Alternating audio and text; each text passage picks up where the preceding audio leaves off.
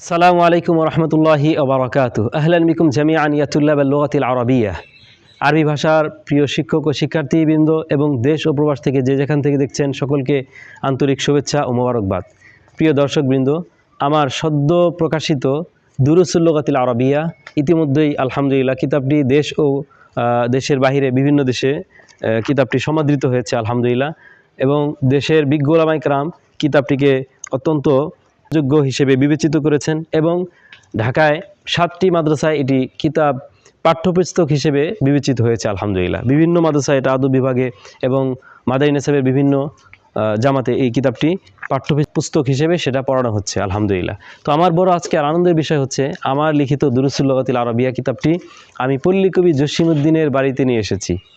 এই জায়গাটিতে পল্লী কবি জসিমউদ্দিন বসতেন এবং এখানে বসে তিনি বিশ্ববিখ্যাত কবর কবিতা, রাখালি, নকশিকাঁথার মাঠ এবং সজন বাদিয়ার ঘাট কবিতা রচনা করেছেন। তো আমার বড় আনন্দ লাগছে, আজকে যদি কবি বেঁচে থাকতেন তাহলে আমার লিখিত এই বইটি পল্লী কবি জসিমউদ্দিনের হাতে তুলে দিতাম, তাকে হাদিয়া স্বরূপ দিতাম। কিন্তু তিনি তো আর পৃথিবীতে নেই, তিনি চলে গেছেন অনেক দূরে, বহু দূরে, যেখান থেকে আর ফিরে কেউ আসে না। আল্লাহ তাআলা কবিকে জান্নাতুল ফিরদাউস দান করুন। কবি কত বড় লেখক ছিলেন, কত বড় একজন কবি ছিলেন, বিশ্ববিখ্যাত কবি। তার কবিতাগুলো বিভিন্ন দেশে অনুদিত হয়েছে। আমার বড় আনন্দ লাগছে যে আমি এই ক্ষুদ্র একজন লেখক, ক্ষুদ্র একজন তালেবে ইলম, তো আমার লিখিত গ্রন্থটি পল্লী কবি জসিমউদ্দিনেরই সেই যেই জায়গায় তিনি বসে লিখতেন সেই জায়গায় বসে আমার বইটি স্মৃতিধন্য করার জন্য আমি সেই বইটি হাতে সেখানে বসে আছি। আল্লাহ তাআলা পল্লী কবি জসিমউদ্দিনকে জান্নাতুল ফিরদাউসের সুউচ্চ মাকাম দান করুন।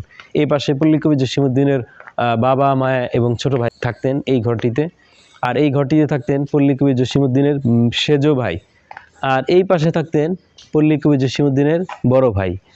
আসলে খুবই মজাদার আনন্দ একটি মুহূর্ত। এই স্মৃতির কথা, আনন্দের কথা ভুলবার নয়।